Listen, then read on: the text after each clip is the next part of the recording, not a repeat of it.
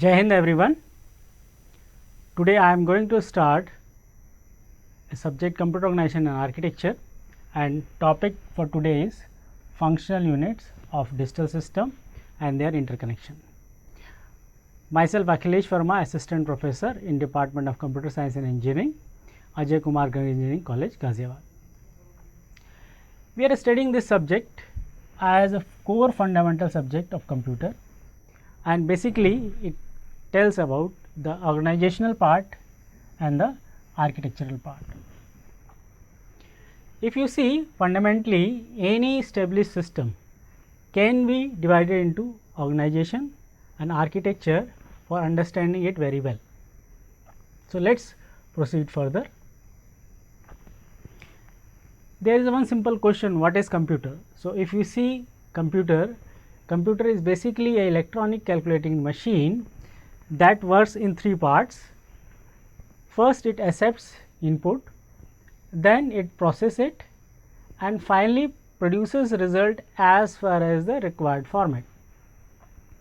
If we see all these three steps, they can be realized in computing system using functions, and these functions basically perform three broader category of tasks as told above. And there is a one important task that is needed to intermediately store any data or information for later on use. So, we can say that computing device is composed of many functional units working together. So, unit itself is complete in itself for performing certain tasks. So, we will be describing all these units one by one in detail later on, unit by unit of this subject. So, if you see in bird's eye view, the functional units in computing system can be seen as three functional blocks 1, 2 and 3. And how it works? It takes some input, it is stored in memory location. After that, this data is read in arithmetic and logic unit, processed under the control of some control unit which performs a sequential execution, and finally when task is completed, this data will be under control stored in the memory, and finally it will come out as a output. So, we can see that functional units are the components of the computer that work in synchronization to give the results. So, if you see here, the human operator interacts with the computer, and in this area the electronic machine performs information storage, processing and control, and finally at this unit the output is generated for human understandable format. So, let us first proceed further to understand each and every units in brief, and we will learn all the units in detail unit by unit. So, any information that is available for a computer, we regard it as a instruction as well as data. So, first we will understand what is instruction. So, instruction is something which operate upon some data. Okay. So, usually when computing is performed, we have to specify that instruction in form of commands, and this command can be classified into three types. First is transfer of information, that is between the memory and ALU, and second is transfer of information between computer and IO devices like keyboard, computer and computer printer, and also this information is to be processed using some calculation, that is arithmetic operations and logic operations. So, this sequence of instruction is performed in form of program and it is stored in the memory. And this process goes on recursively by repetition, and that is called as fetch instruction, and it is storing it in the memory and perform some task, and this task is based on this instruction. So, fundamentally computing machine works on instruction, and the instruction is operated over data in certain sequence. Second part, the data. Certainly this instruction will operate on data, and data is very important component, and it available in many forms. One is number, or it can be in form of encoded data. So, one of the encoded data is character, and there are possibility to have more types of data depending upon the encoding approaches. In broad sense, we are basically storing digital information.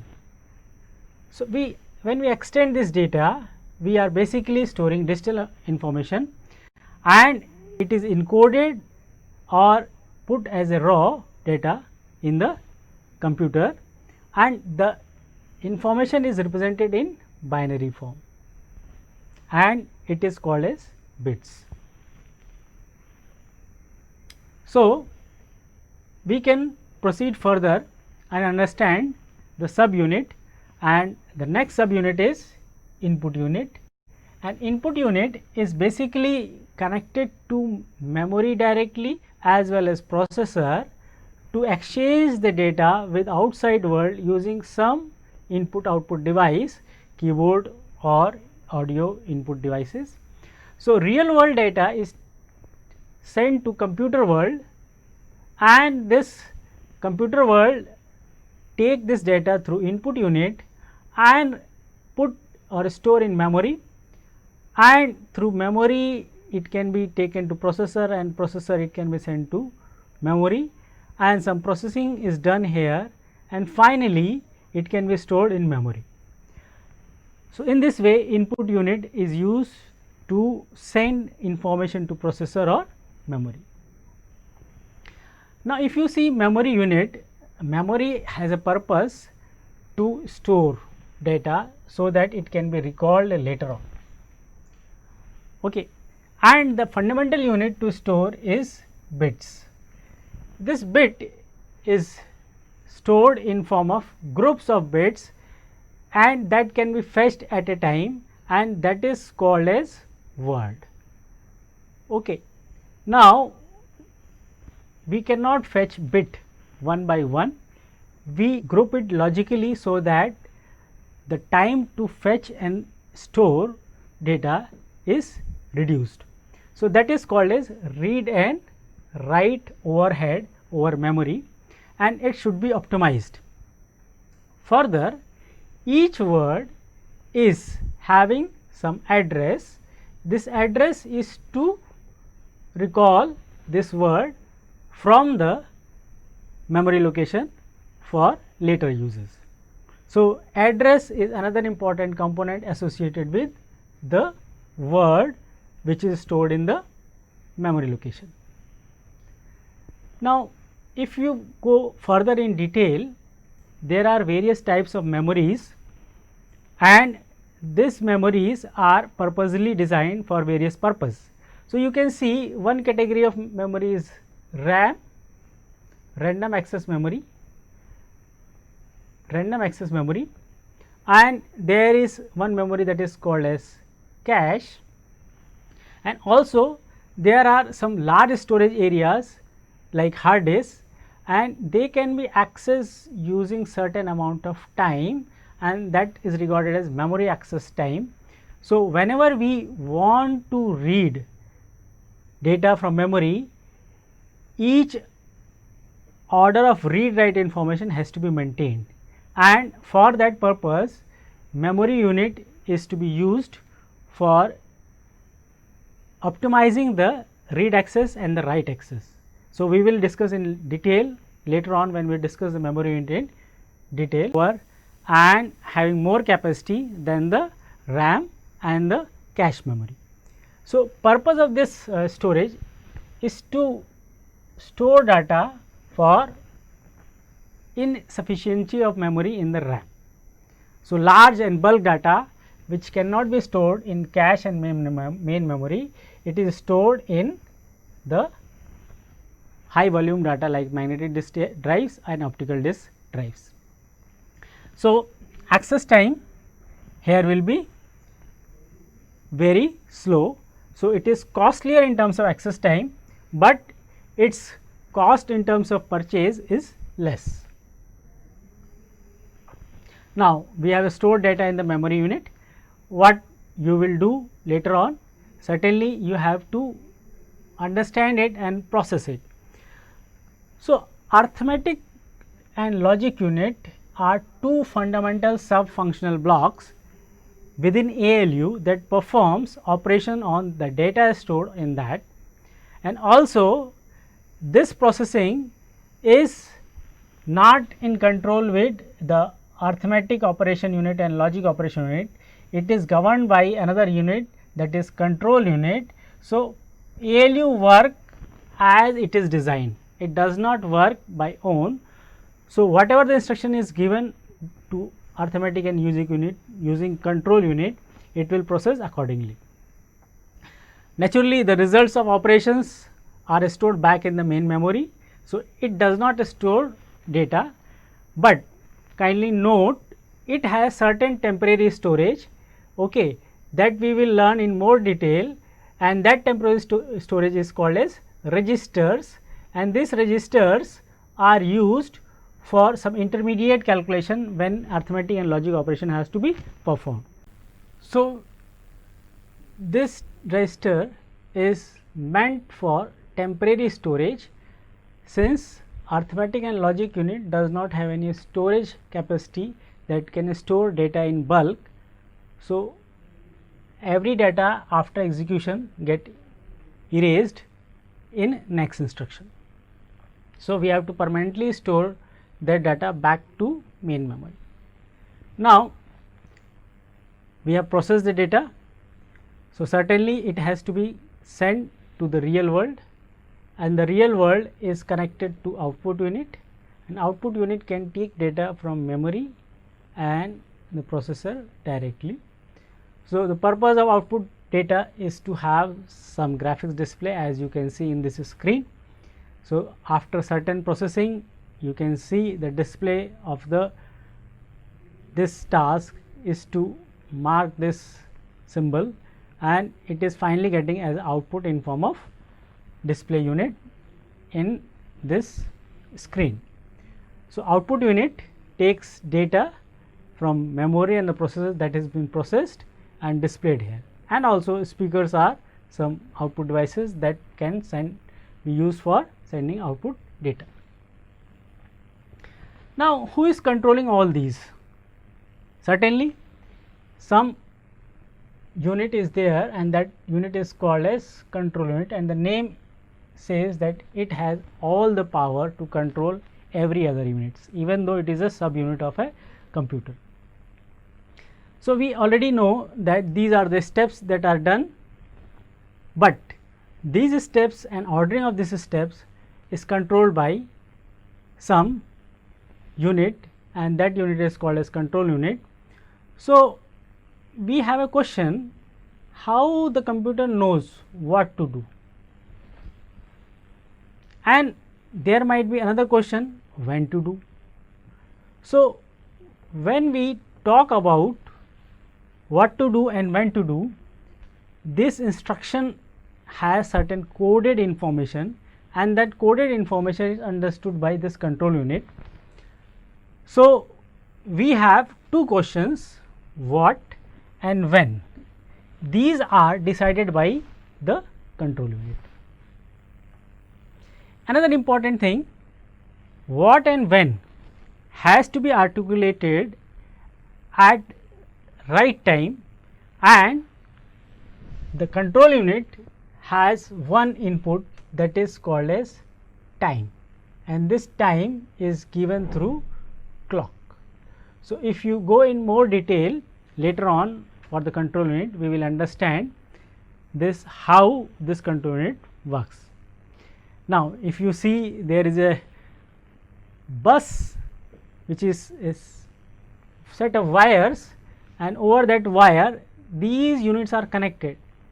Why? Because these units cannot work independently. They require some input from other units to work.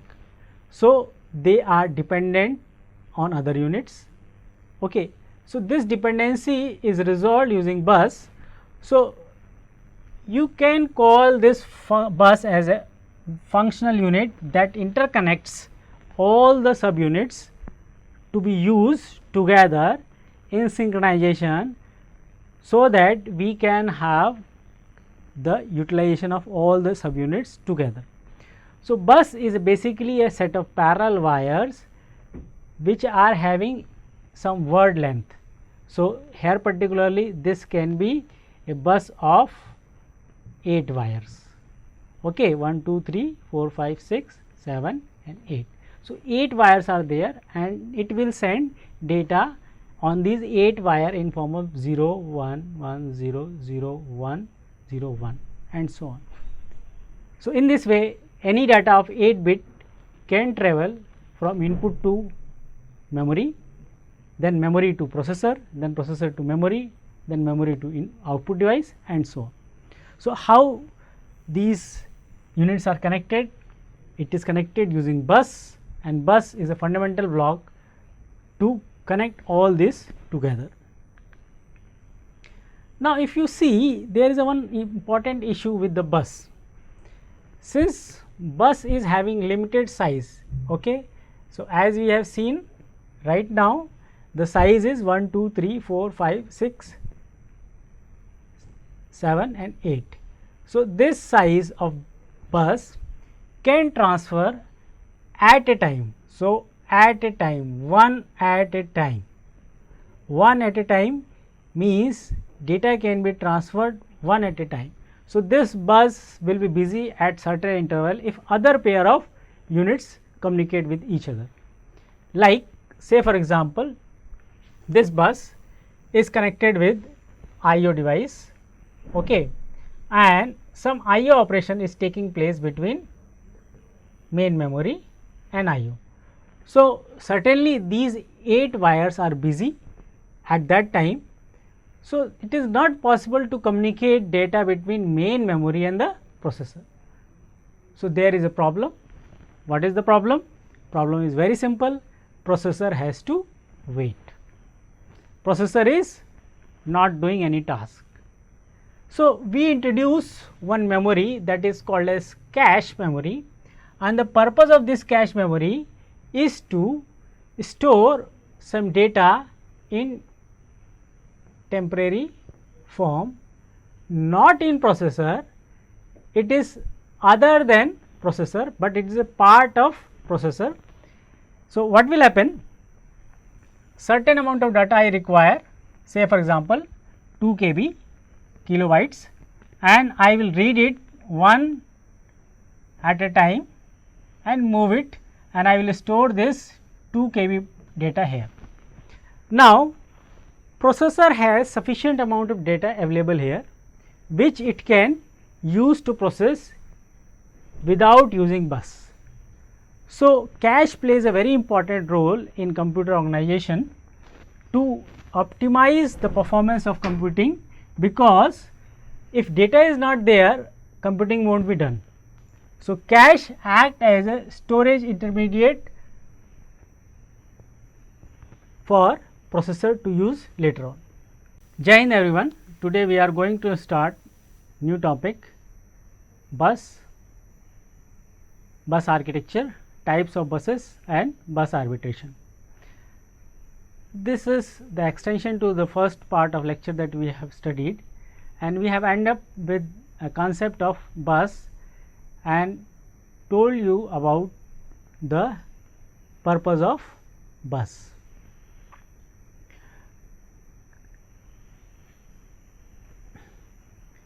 The outline of lecture basically have the introduction to bus types, bus operations, bus arbitration mechanism, and how various bus are designed.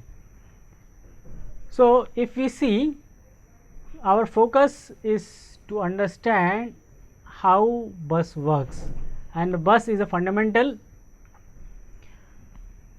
block which glue many units together that we have already discussed, and bus has other devices like IO, okay, memory and processor and so on. So, if we see bus, we can have this important arrangement that it is a network which connects input and output, and also it provides the interface within if we have a bus inside the computer. So, in this way we can connect rest of world or computing elements or functional units through bus. If we see here, the bus is used as external bus. So, sufficiently large load will come here. So, what will happen? There will be movement of data through this bus, and that will create a chaos. So, if you understand this in more clear detail from the left part of the system, okay, so you can see that this area of processor is connected to other area of processor through this bus, and there is exchange from one processor to another processor. So, any data has to move from here to here. What about this? So, we can see further that one processor or computing system has their own bus. So, that is called as internal bus within the computer. So, it is a shared communication link. Okay. So, it uses set of wires to connect other subsystems, and due to sharing one at a time transfer operation happens. So, buses are very important for connecting input output unit to processor and memory that we have discussed earlier. So, if we see here, bus has one important advantage, that you can use one single bus to connect many devices. Now, because of this it is versatile, okay, and due to this versatility I can add one more device here, and we can extend the system with more capabilities. Further, it is a low cost, so we do not require multiple connections. In this way the bus are very good. But if you can think about in more detail, is there any disadvantage of this? If you see, there are disadvantages also. The disadvantage is bottleneck, and we have discussed in the lecture 1 also. This bus is a set of wires, and this set of wires can be used one at a time, and due to this, if one pair is communicating, okay, so another pair cannot communicate. So, what will happen? Other pair has to wait until unless this bottleneck is removed. See, this bottleneck is proportional to the bandwidth of the bus. Bandwidth is related to how many data transferred per unit time. Okay. So, usually it is in seconds. So, a high speed bus like in megahertz or gigahertz are possible, and that determines the bandwidth, and data can be sent from one point to another point in very large amount of chunks of bits or bytes, and the maximum bandwidth is a limiting factor for the bottleneck of bus. There are other parameters that affects this bus bandwidth, like length of the bus, number of devices connected, and how we are supporting these various devices with their own properties, like their own latencies and their own varying data transfer rates. So, if you see, the bus has so many disadvantage with respect to advantage. So, can we remove this disadvantage? Can we remove this disadvantage?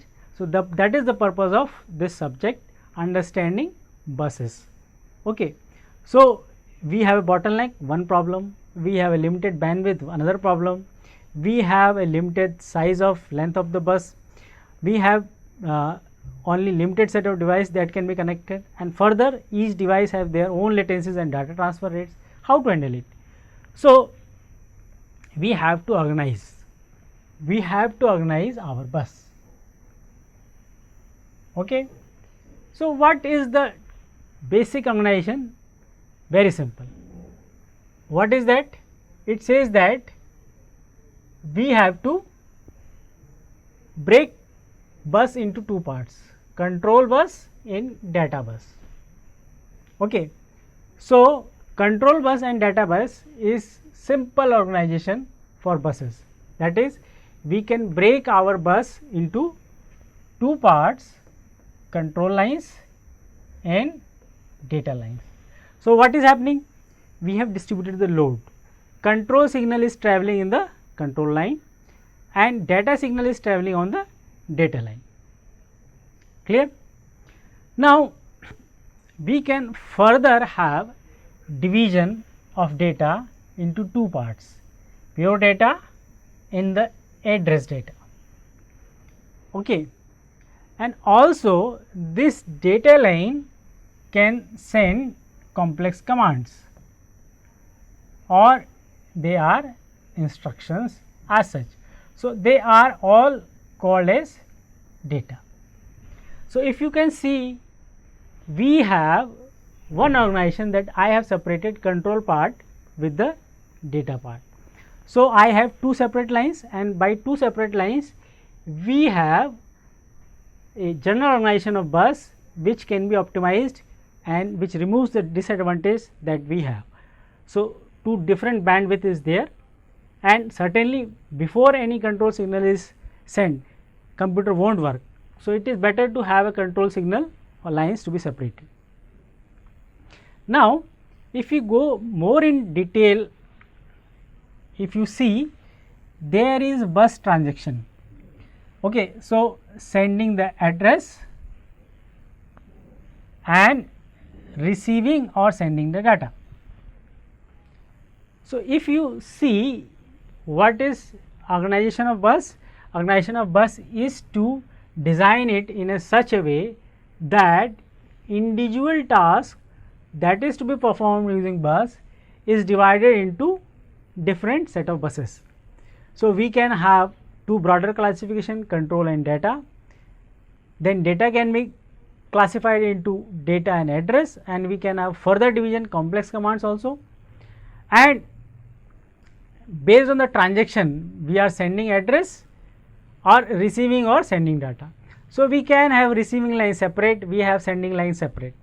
So, in this way we can have various organizations of bus that will improve, or you can say that will remove the disadvantage that is discussed here. So, we will be discussing in more detail about this bus organization. Now, who controls this bus? There is a concept that is called as master and there is concept that is called as slave. So, there is bus master and there is a bus slave. So, bus master basically controls the bus and it sends the address to the bus slave, and now when it have the address, the bus slave can send data either way to fro on the bus. So, if you see, the bus transaction includes two parts, sending the address and receiving or sending the data. So, we have to perform this part first, then we have to perform this part first. Okay. So, we have sent the address, then we have sent the data. So, master is one who starts bus transaction by sending the address, okay, means it is initiating the uses of bus, and slave is one who responds to address. So, when it receives the address, sending data to master if master asks for data, or receive data from the master if master wants to send data. Okay. So, what is happening if there is a bus, okay, there will be two units, okay, one is master and other is slave, and there will be exchange of information between these two, and who will control this information exchange? Master will control. So, master will initiate a address to the slave, which slave they want to communicate. When it is being pointed out, this slave will initiate the data exchange from this position to this position. If you see the operations in more detail, it can be seen in 3 steps, step 1, step 2 and step 3. Okay. So, here we can see there are two units, one is processor, another is memory. So, who is master? Certainly there will be one unit as a master, another unit as a slave. So, processor sends through control memory read request to the memory. Okay. Now, the request has arrived here, clear. Now, in second step, the memory location will be read because read request has arrived. So, this is the address sent by the master, okay, to the slave. So, this data has been read. Now, this data has to be traveled on another path, that is the data path. Okay. So, this data will move over this data bus, and this data will move to some pair of device, say for example IO device, and it will come here in the memory. So, 3-step process happens for transfer of data. First, the request is sent for address, then read is happening, then data is sent. Now, same thing happen when we have to input the data into the memory. So, this was the output to the input output device, and this is input to memory. So, first we will send the request to the memory, and then data will start transfer from IO device to memory, and this way read and write operation performs. Now, if you see in detail, this types of buses can be described based on the where they are being used. So, broadly there are 3 major classes. First is processor memory bus, second is input output bus, and there is a back plane bus, that is industry standard bus for connecting peripheral devices and bigger devices like IO. So, processor and memory bus, basically it is short, means the distance between 2 unit is small and it has high speed, and only need match the memory system, because it has to maximize the read and write operation with the memory. The speed should be equivalent to the memory speed, so that it can match reading writing with the memory, and it connects directly to the processor, no intermediate bus is there. Finally, if we see, data is in between the memory and the processor, then we have to send data from outside world. So, there is another bus that is lengthy and it is slower, and it does not require matching. This is a very important thing. there is no need to have a speed matching between input and output device and the computing, but there is a matching requirement for the processor and memory bus. So, for example, if you want to buy 233 megahertz RAM, okay, so in this case it cannot work on a lower bus, that is between processor and memory, say for example 1600 megahertz. So, if I buy a 233 megahertz memory and my bus speed is 16 megahertz, then I do not match and the memory and the processor do not work. But in case of IO device, I can have slower device, that is the speed is slower for input device to the memory device.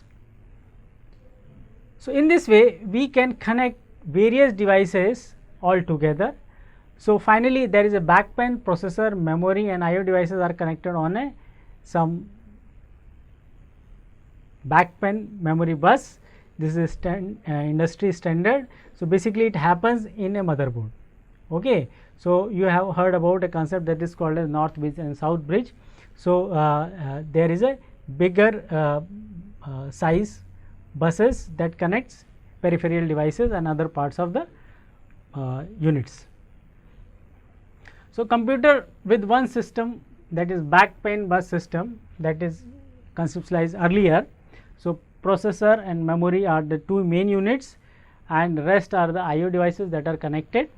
So, in this single bus backplane system, processor and memory communication is possible, but it will be delayed by these devices. So, it is simple but low in cost, but slow the working of the memory and processor. Usually earlier computing devices having this type of bus architecture. Now, fundamentally when we see this, that using this bus architecture there is a delay. So, we can divide this, or we have a tree like structure like this, and memory and processor are communicating directly and the rest of the system are connected indirectly in form of tree. So, we need sub bus adapters, so that various devices which are having different mismatching speeds, which are not matching with the speed of the processor and the memory, that is a slower speed devices, can connect with this main bus using the bus adapter. Okay. So, these are slower than the processor and memory connection. So, a small number of backplane bus tap into the processor memory bus. So, it will help in reducing the delay between the memory and the processor. So, loading on processor bus is greatly reduced. So, overall load over this bus is reduced. It is something like that on a big highway, there are cities which are connected with that highway, and the people living in that city rarely use this bus. So, whenever they want to use this bus, they will use this bus as an adapter and then reach here sparingly. Now, there is another classification of bus that is called as synchronous and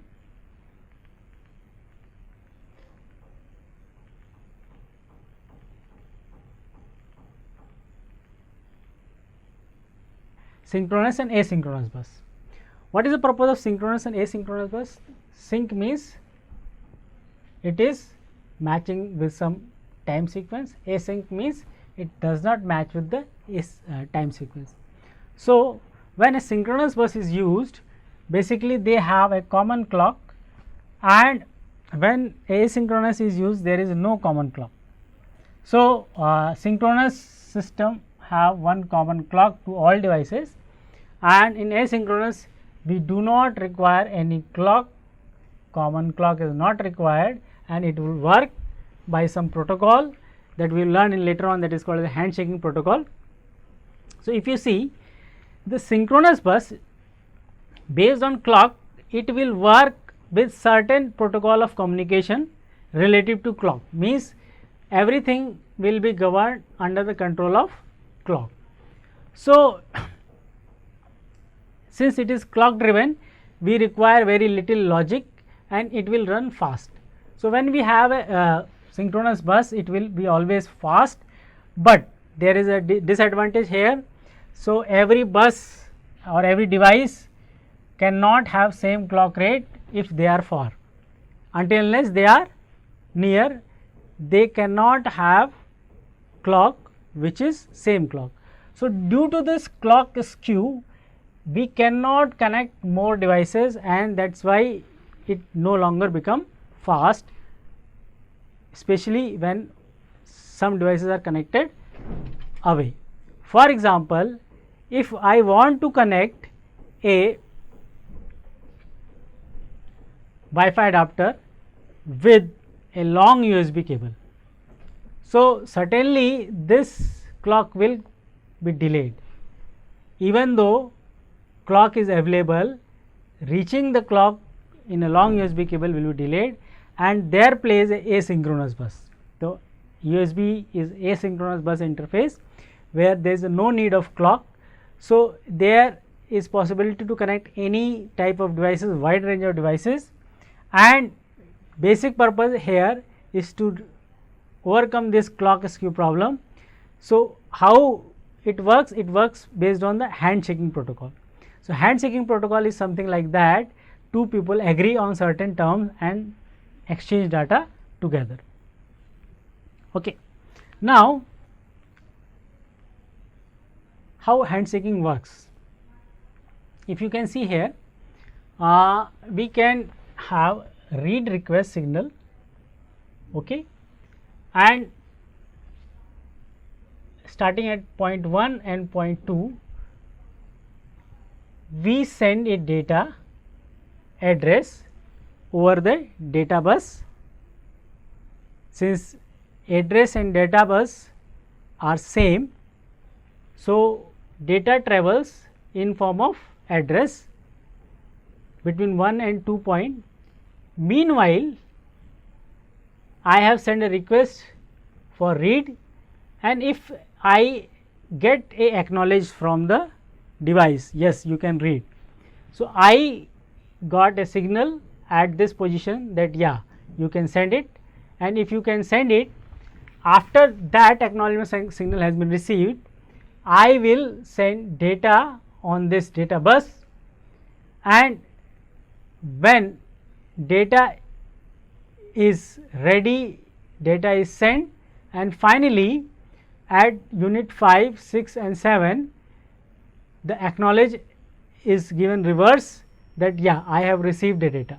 So, you can see in how many steps this asynchronous data is being transferred. First request is sent, then on data bus first we send address and we wait for the acknowledgement, yes, you have received the address, yes, after address has been received. So, data ready request is generated and data is transferred, and when data is transferred completely, then we again send acknowledgement and finally the data is transferred. So, step 1 to 7 step is required to transfer data, and that process is called as handshaking protocol. So, certainly this handshaking protocol cannot be done without the control lines, and you can see how many control lines are there: read request, data ready and acknowledgement. So, these are the 3 control lines that is needed for handshaking protocol. Okay.